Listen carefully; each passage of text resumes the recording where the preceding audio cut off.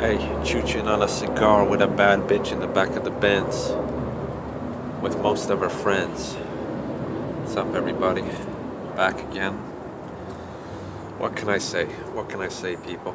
Upon further inspection, I noticed this from the beginning, but now the wrapper is basically chipping away, and it's going to be probably unsmokable once I get to this point. And another thing I noticed right from the beginning is, I don't know if my camera is going to pick this up, but if you look closely around the veiny sections and so forth, there's like small green dots, okay? Tinges of green here and there throughout the entire cigar, from beginning to end. And actually the beginning portion looked actually a lot better, but this portion here, like from under the band, once I remove the band, it's probably going to be really shitty under there, and up until here it's just green specks everywhere, which signifies to me that this cigar was not even cured properly. It's still basically half raw, you know? It wasn't cured, it wasn't aged properly. That's where the bitterness probably comes from. Ooh. Bliat. Suka uchodit na chuj.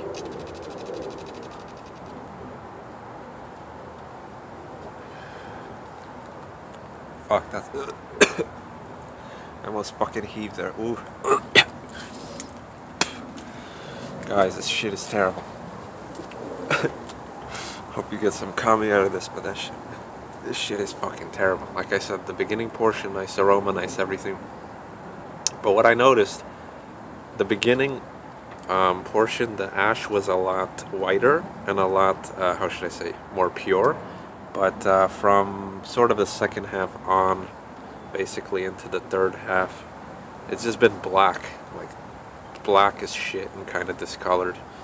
Which, you know, a lot of people say that ash color doesn't signify quality, but if you get a really good quality cigar, most of the time it's just like pure white ash. Just so you could see that this is kind of shitty quality. Ugh.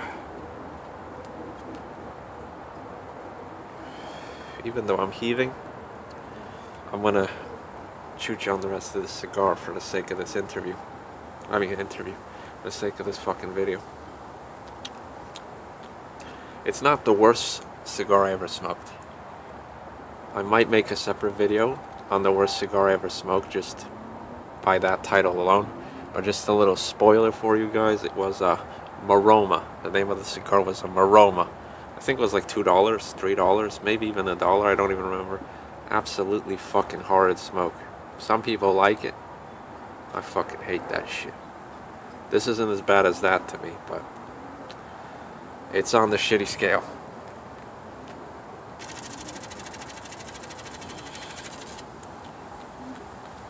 Maybe I have, I think, another one of these. I have to check. I don't even know. Maybe this one is just kind of a faulty one and it's just shitty rolled and shitty quality or whatever. Maybe the other one's a bit better quality, but I don't like it. Don't recommend it. Waste of a fucking dollar. The beginning portion, if you like sort of a natural sort of light wrapper flavor with a hint of like sort of honey type of vibes here and there, then I recommend it for the first half. So like basically tossing it after like 20 minutes or something. But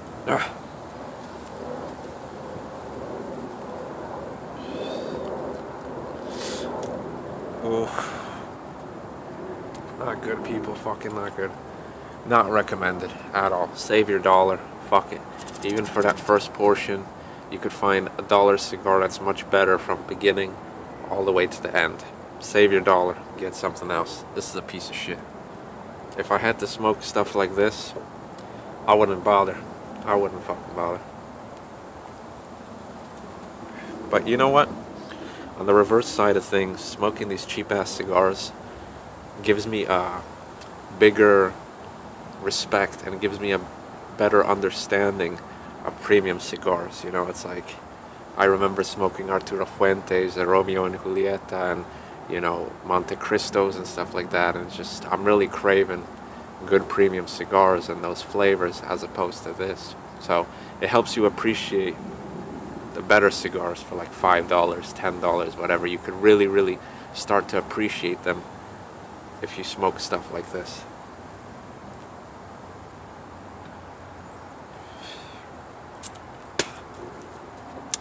And it also gives me a respect. It gives me greater respect for other $1 or cheapo cigars or whatever. You know, it allows me to discern things a little bit better. You know, for $1, you can see how things, you know, are. I'm gonna say I didn't really highly recommend the Rocky Patel Fumas, but I'd rather smoke that any day of the week for $1 extra than smoke this, because this is like torture.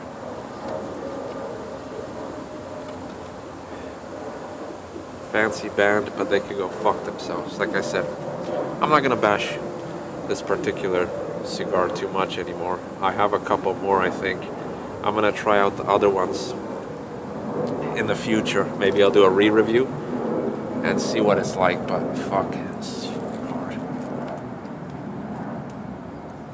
Yeah, I'm gonna toss this shit soon. I'll give it like 5 more minutes, then I'll fucking... Look at the construction, look at this piece of shit. Like I said, I pointed out earlier, like, come on. Cracking everywhere, and I have the humidity set in my humidifier. Perfect, because I have the Bovita packs. I recharge them. I have separate humidors. I have a separate humidor for my cheap smokes.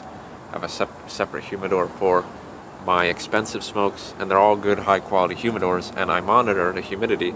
It's always at a constant 69%, because I buy the 69% humidity packs. So I know it's not a humidity issue or any issue on my part. It's just garbaggio.